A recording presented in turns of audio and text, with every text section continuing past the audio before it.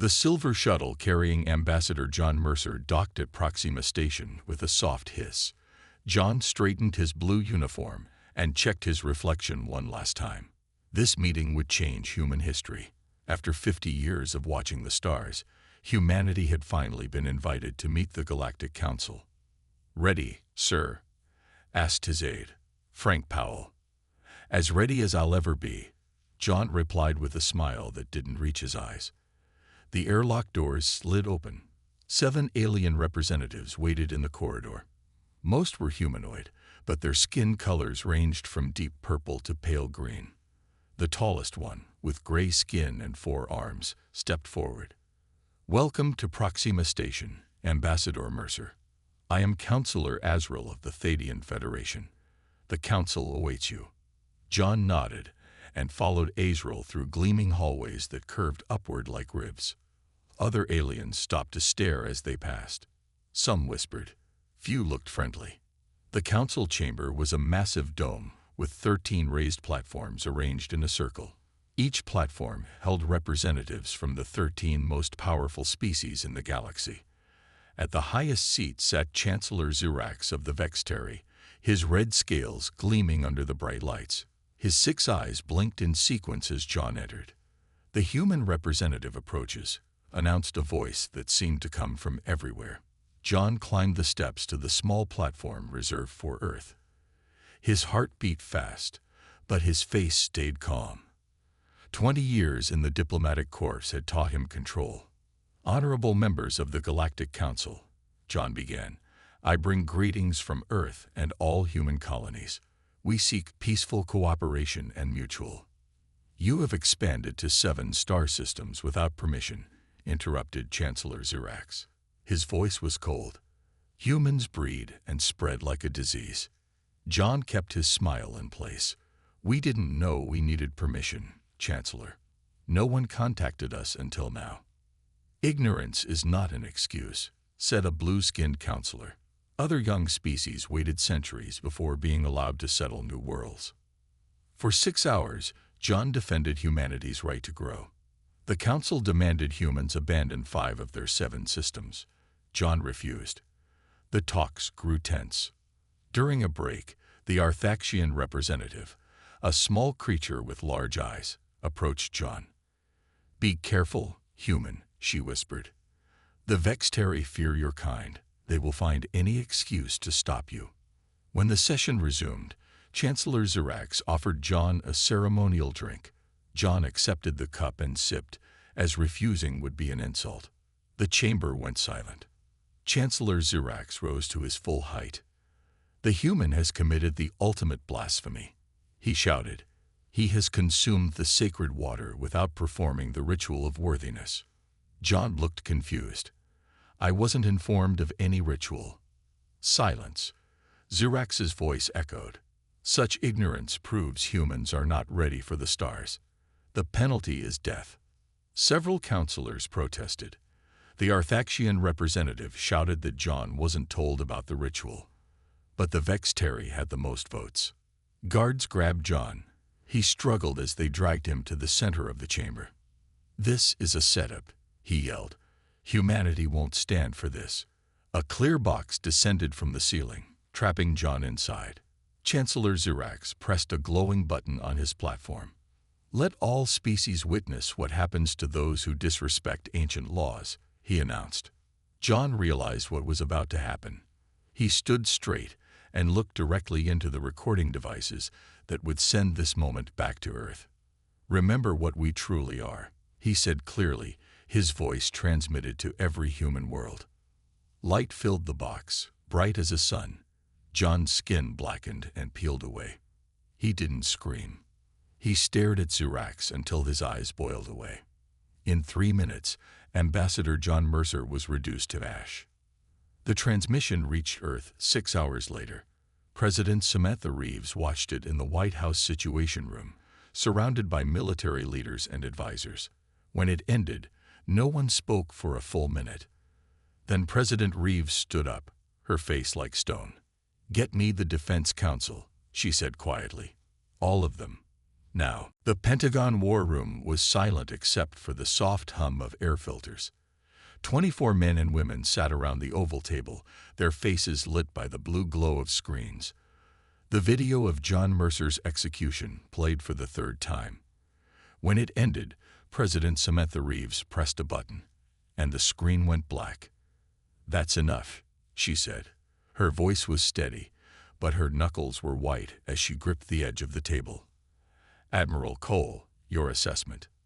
Admiral William Cole stood. He was a tall man with gray hair cut close to his scalp. His uniform bore the marks of 30 years of service. "Madam President, this wasn't a cultural misunderstanding. It was a trap." He tapped his tablet, and new images appeared on the main screen. "We've analyzed communications between Vexteri ships over the past year. They've been watching us, studying us. They knew exactly who John Mercer was." "Why kill him?" asked General Patricia Lewis. "What did they gain?" Security Officer Kate Martinez answered. She was younger than most in the room, with sharp eyes that missed nothing. "Fear, General. 6 species have been absorbed or destroyed by the Council in the last century. All showed rapid growth, like us." She displayed a chart on the screen. "The Vexteri control 40% of Council votes. They've stayed on top by keeping everyone else down." "Can we negotiate?" asked Secretary Henry Ellis. "Maybe offer to slow our expansion." No one answered for a moment. Then Dr. Gary Phillips, head of xenobiology, shook his head. "They don't want negotiations. The Vexteri believe in hierarchy, not equality. They executed our diplomat to show us our place." He pointed to the frozen image of Chancellor Xirax. "Look at his body language. He's not angry. He's pleased." "What are our military options?" the President asked. Admiral Cole pressed a button. A holographic map of nearby star systems appeared. "We've been preparing for this possibility, Madam President. Project Prometheus." There were gasps around the table. Project Prometheus was the military's best-kept secret, a fleet of warships built in hidden shipyards beyond Neptune. 36 vessels, all equipped with our newest tech. The Council thinks we're limited to fusion drives. They don't know about the gravity engines. Admiral Cole's hand swept across the map. "We can hit 3 Vexteri outposts simultaneously. They won't expect it. And start a war with 13 advanced species." Secretary Ellis looked horrified. Kate Martinez pulled up new data. "Not 13. Our intelligence shows at least 4 species would welcome the Vexteri's fall. The Arthaxians have already sent us a coded message expressing support." President Reeves stood up. The room went quiet. "John Mercer was my friend," she said softly. "He believed in peace. He went to that station hoping to build bridges." Her voice hardened. "But make no mistake. This was not a misunderstanding or illegal execution. This was a message. They're telling us to know our place." She walked around the table slowly, looking each person in the eye. "What is our place, Admiral Cole?" "Whatever we decided to be, Madam President." She nodded. "I want unanimous agreement. We either go all in or we find another way." One by one, they voted. Secretary Ellis was the last.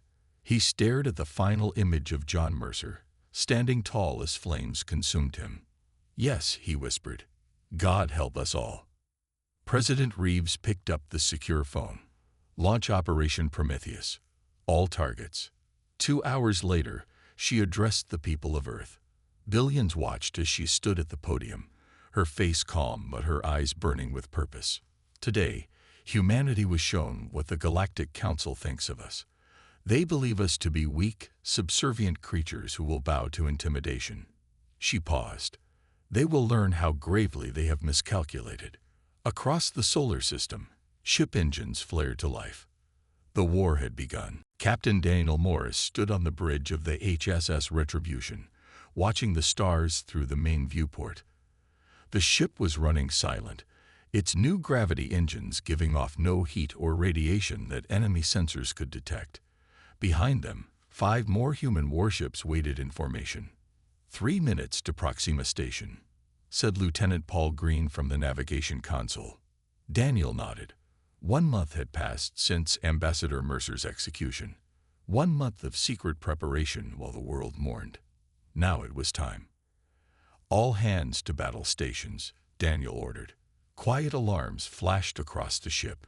Weapons status. Sunfire missiles ready, Captain, reported Weapons Officer Julia Winters. Target lock confirmed. Daniel touched the small Earth flag pin on his uniform. It had belonged to John Mercer. The ambassador's widow had given it to him before the mission. For John, he whispered. The Retribution dropped out of stealth mode just 5,000 miles from Proxima Station. On the station's command deck, alien officers jumped to their feet in shock. Their sensors had detected nothing until the human warships were already upon them. This is Captain Daniel Morris of Earth. His voice boomed across all communication channels. We have come for justice. The first Sunfire missile streaked toward the station's defense grid. It hit with blinding light, burning through the outer hull like paper. Alien ships scrambled to respond, but they were too slow. On the lower decks of the Retribution, Lieutenant Lisa Nguyen led her team of 20 Marines into their drop pods. Remember the mission, she told them. We get in, we secure the ambassador's remains, we get out. The captain will hold them off. The pods launched, tiny silver bullets racing toward the damaged station. As they flew, the space around them erupted in battle.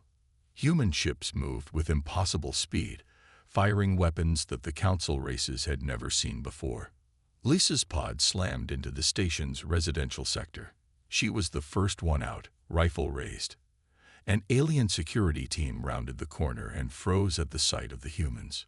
We don't want to hurt you, Lisa said, even as she kept her weapon aimed. Where are the human remains kept? One of the aliens, smaller than the others with large eyes, stepped forward. I will show you. I am Arthaxian. We oppose the execution. They moved quickly through the station's corridors. Twice they encountered Vexteri guards who tried to stop them. Lisa's team left nothing but bodies behind. The Arthaxian led them to a small chamber marked with alien symbols. Inside was a simple container on a pedestal. The Vexteri kept his ashes as a trophy, the Arthaxian said with disgust. Lisa carefully took the container. Thank you for your help. You should find shelter now. As they made their way back to the extraction point, the station shook violently. The battle outside was intensifying. On the bridge of the Retribution, Daniel watched as a Vexteri battlecruiser exploded under his ship's fire. Sir, Lieutenant Nguyen's team has the package and is returning to the ship, reported Communications Officer Sam Rodriguez. Good. Prepare broadcast on all frequencies. Daniel straightened his uniform. When the light on the camera turned green, he spoke clearly and calmly. This is Captain Daniel Morris of Earth. Today, you witnessed a small demonstration of human military capability. Let me be clear about what happens next. His eyes were cold as ice. For the execution of our diplomat, we now declare total war on the Galactic Council. For every human life you have taken, we will claim 1,000 in return. He paused, letting his words sink in. Chancellor Zirax, hear me well. We are coming for you. There will be nowhere to hide. Across the galaxy, on countless worlds and ships, aliens watched the broadcast with growing horror. In just 40 minutes of battle, the humans had destroyed a station thought to be impregnable and crippled a fleet of defenders. Admiral Cole, watching from his command ship near the Vexteri colony of Nexus 3, smiled grimly. The other 2 attack groups reported similar success. Phase 1 of Operation Prometheus was complete. The war had begun, and the galaxy was trembling. The Grand Chamber of the Galactic Council was no longer a place of order and power. 2 months into the war with humans, the once mighty council was falling apart. Emergency lights flickered as the building's power systems struggled. The bombing of the capital city had been unexpected and devastating. Chancellor Zirax stood at the center platform, his red scales dull with stress. Only 7 of the 13 council seats were filled. The others had either abandoned the council or were unable to attend. We must stand united against the human threat. Zirax shouted, his 6 eyes blinking rapidly. They are savages, nothing more. Councillor Telex of the Morgadian Collective rose from his seat. United, like we were when you executed their diplomat without proper consent. That vote was rushed and manipulated. The law was clear, Zirax hissed. The law was twisted to serve your fear, replied Councillor Areli of the Phobos domain. Her purple skin darkened with anger. Now we all pay for your mistake. Outside, the sound of distant explosions echoed.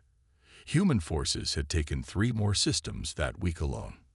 The Arthaxians have officially allied with the humans, announced Councillor Telex. They've provided Earth with complete navigation charts of all our territories.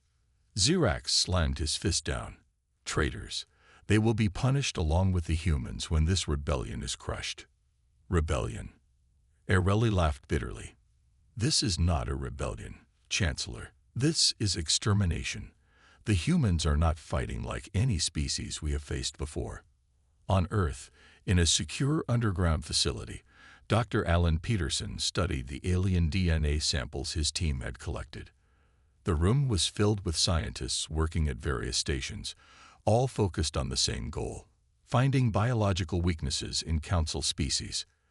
The Vexteri cellular structure is fascinating, Alan said to his assistant, Susan Wong. Their regenerative abilities are impressive, but there's a clear vulnerability to certain radiation frequencies. Susan nodded as she made notes. The test results from Lab 3 confirm it. A targeted pulse could temporarily disable their healing factor. Add it to the briefing for Major Wright's team, Alan said. They leave for the Vexteri colony tomorrow. Across the stars, human forces were fighting in ways the Council races had never seen before. They didn't follow traditional battle formations or respect the unwritten rules of interstellar warfare. They used guerrilla tactics, striking hard and fast before disappearing. Major Olivia Wright led her team through the dark corridors of the Council archives on planet Dexter's Prime. The facility was supposed to be one of the most secure locations in Council space. It had taken her team just 17 minutes to breach it. We're in the central database, reported Sergeant Carl Bennett, his fingers flying over the alien computer interface. Downloading now. How much time? Olivia asked, keeping her rifle aimed at the entrance. 3 minutes. This is incredible, Major. They've kept records of every species they've encountered, including ones that no longer exist. Olivia's eyes narrowed. What do you mean? Species that were deemed unsuitable for galactic integration. Dozens of them. All gone. The Council didn't just turn them away. They eliminated them completely. The team returned to their ship with the precious data. When they reached Earth, the files were analyzed by military intelligence. The truth was worse than anyone had imagined. For centuries, the Galactic Council, led by the Vexteri, had been systematically eliminating any species that showed too much potential or independence. President Reeves called an emergency broadcast after reviewing the evidence. People of Earth and our colonies, today we learned that the execution of Ambassador Mercer was not an isolated incident. The Galactic Council has been eliminating civilizations they deem as threats for hundreds of years. Her voice was calm but filled with resolve. This is no longer just about justice for one man. This is about the survival of our species, and perhaps about justice for dozens of civilizations that are no longer here to seek it themselves. Across Council space, more species began to break away, seeing the humans not as savages, but as liberators from Vexteri control. The war was changing. It was becoming a revolution. Alarms blared throughout the HS, defiant as enemy fire rocked the ship. Commander Ryan Franklin gripped his captain's chair, watching the massive battle unfold around Europa, Jupiter's icy moon. The Council had gathered its remaining loyal forces for one desperate push toward Earth. Shield status, Ryan shouted over the noise. Down to 30%, sir, replied Navigation Officer Andrea Kelly. Her face was streaked with blood from a cut on her forehead. We can't take much more. Through the view screen, Ryan watched as hundreds of ships clashed in the void. It was the largest space battle in galactic history. Human vessels moved with precision, their new technology giving them an edge. But the Council forces had numbers on their side. The Princeton and the Saratoga are down, reported Communications Officer Ben Hayes. The Council fleet is breaking through Sector 7. Ryan studied the tactical display. The enemy was trying to punch a hole straight to Earth. If they succeeded, millions would die. "What's the status of the Void Cascade?" he asked quietly. Andrea looked up, her eyes wide. "Sir, the weapon is untested at this scale. We don't know what will happen." "We know what will happen if the Council reaches Earth," Ryan said. He opened a channel to Admiral Cole's flagship. "Admiral, requesting permission to deploy the Void Cascade." Admiral Cole's face appeared on screen, grim and tired. "The science team says there's a 70% chance your ship won't survive the deployment, Commander." "I understand, sir." There was a long pause. Then, "Permission granted. Good luck, Ran." Ryan turned to his crew. "I'm ordering all of you to the escape pods. Now." "Sir, with respect." "We're staying," said Andrea. Around the bridge, other officers nodded. Ryan looked at them with pride. Then he entered the activation code for the Void Cascade. The ship's engines began to hum with a new, strange sound. "Target the center of the enemy formation," he ordered. "Full power." The Defiant moved forward, accelerating toward the heart of the Council fleet. Enemy ships fired desperately, sensing danger. 10 seconds to optimal range, Andrea reported. Ryan thought of his wife and daughter back on Earth. He had promised to take them fishing when he returned. 5 seconds.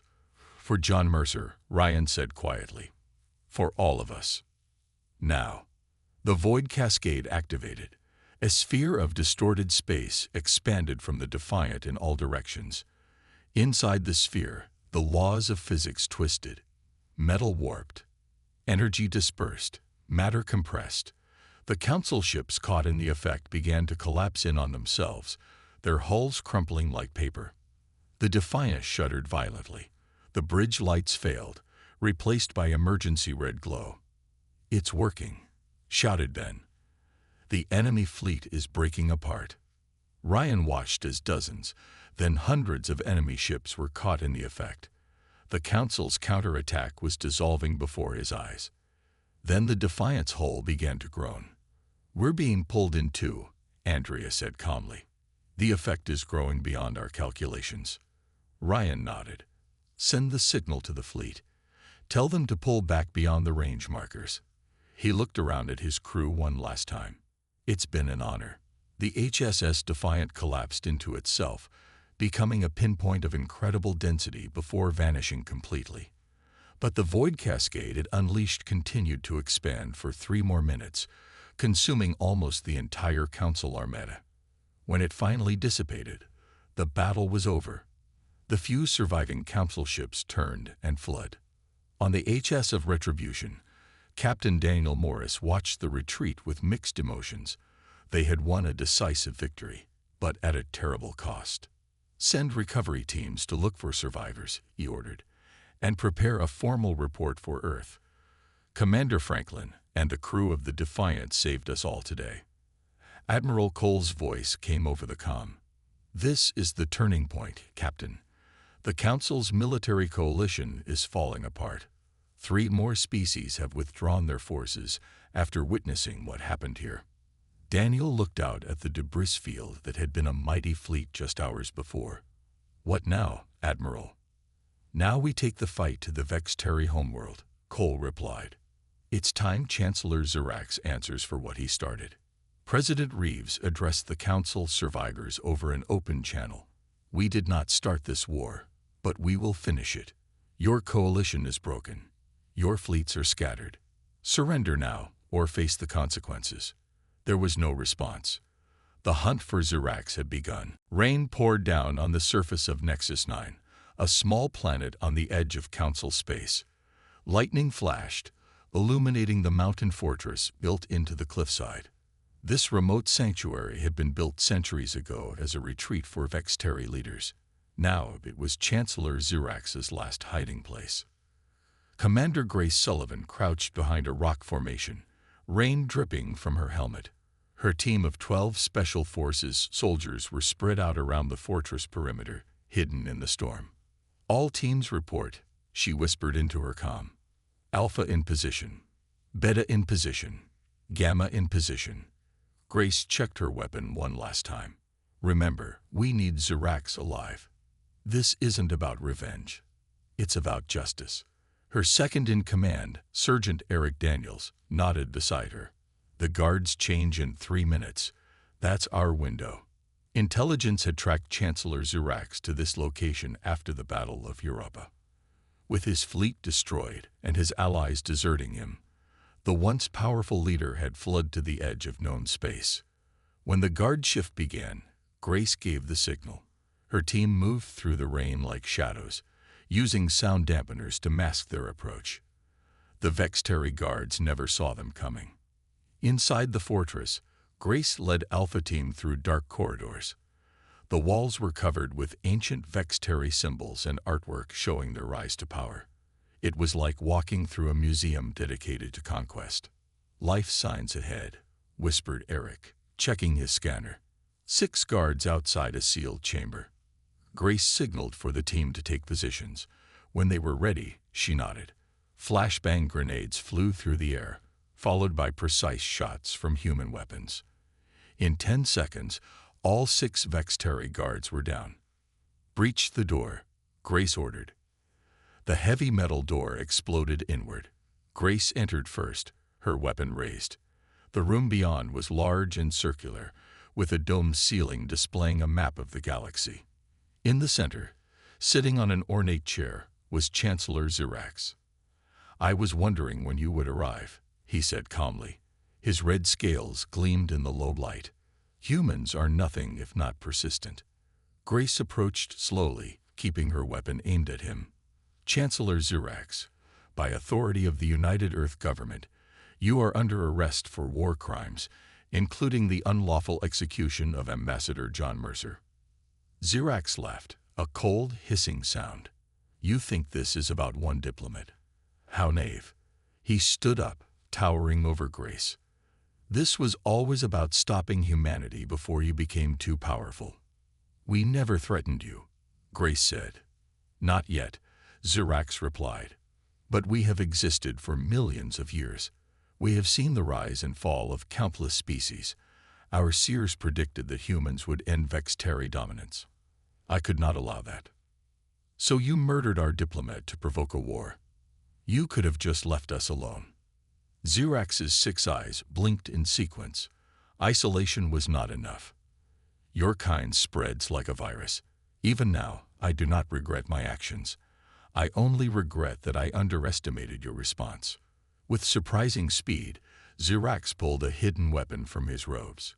Grace reacted instantly, firing a stun round that hit him in the chest. Xerax stumbled but stayed on his feet. He raised his weapon. Eric fired again, hitting Xerax's arm. The weapon clattered to the floor. Xerax fell to his knees, black blood seeping from his wound. "Kill me," he growled. "Finish it." Grace holstered her weapon and stepped forward. "No. Humanity's justice, unlike yours, includes a trial." She placed restraints on Xerax's arms. "You will answer for your crimes before representatives of all species, including those you tried to destroy." They led Xerax out of the fortress to their waiting ship. As they lifted off from Nexus 9, Grace sent a message to Earth. "Package secured. Returning to base." The journey back to Earth took 2 weeks. When they arrived, thousands gathered to watch as Xerax was brought to the surface in a transparent containment cell. The being who had ordered the brutal execution of John Mercer was now on display for all humanity to see. News of Xerax's capture spread across the galaxy. Within days, the remaining Council loyalists sent messages offering unconditional surrender. The war that had begun with one man's death was ending with one man's capture. As she watched Xerax being taken to his cell, Grace thought about Ambassador Mercer. She had never met him, but his final words had inspired a planet to fight. Now they would show the galaxy what human justice looked like. The Grand Hall of Justice in Geneva had been built especially for this moment. Its circular chamber could seat representatives from 50 different species, with translation systems that converted all languages in real time. Sunlight streamed through tall windows, illuminating the polished stone floor. In the center of the hall stood a single platform where the accused would face judgment. Today, Chancellor Xerax would answer for his crimes. Chief Justice Maria Lobes entered the chamber, her black robes flowing behind her. The hall fell silent as she took her seat. 4 other judges from different human nations joined her at the high table. "This tribunal is now in session," Maria announced, her voice firm but fair. "We gather today not for revenge, but for justice. Not just for humanity, but for all species who have suffered under unjust rule." Guards led Xerax to the platform. The Vextari leader still stood tall, but his red scales had dulled during his 3 months in custody. He wore no restraints, a deliberate choice to show that humans did not fear him. "Chancellor Xerax, you stand accused of crimes against sentient beings, including the unlawful execution of Ambassador John Mercer and the systematic elimination of multiple developing species. How do you plead?" Xerax looked around the chamber, his 6 eyes taking in the gathered representatives. "I recognize no authority here," he said coldly. "The Vextari have ruled the stars since before your ancestors climbed down from trees." Maria nodded, having expected this response. "Your objection is noted. The tribunal will proceed." For 2 weeks, witnesses from dozens of species testified about council atrocities. Arthaxian representatives described centuries of oppression. Former council members revealed secret orders to destroy promising civilizations. Military analysts detailed the deliberate plot to provoke humanity into a war the council thought they would easily win. On the 10th day, a human woman took the stand. She had brown hair streaked with gray and kind eyes that had seen too much pain. "Please state your name for the record," Maria requested. "Dr. Laura Mercer. I was John Mercer's wife." A hush fell over the hall. Even Xerax seemed to pay closer attention. "Dr. Mercer, would you tell us about your husband?" Maria asked gently. Laura nodded. "John believed in peaceful coexistence. He studied alien cultures for 30 years before becoming a diplomat. The night before he left for Proxima Station, he told me he was going to build bridges between worlds." Her voice wavered but remained strong. "He wanted humanity to be known not for its weapons or technology, but for its compassion." "Do you wish to address the accused?" Maria asked. Laura turned to look directly at Xerax. "My husband would not have wanted this war, but he would have wanted justice, not just for himself, but for all those your council silenced. I don't hate you, Chancellor. I pity you. You had the chance to welcome a new species as equals. Instead, you chose fear and domination." Xerax's face remained impassive, but his tail twitched, a sign of agitation in Vextari body language. When all testimony concluded, Xerax was given a chance to speak in his defense. "You humans think yourselves so noble," he said, looking around the chamber. "But I have seen your history, your wars, your cruelty to your own kind. We eliminated threats to galactic peace. You will destroy the galaxy with your uncontrolled ambition. This trial changes nothing. In time, you will become what you claim to despise."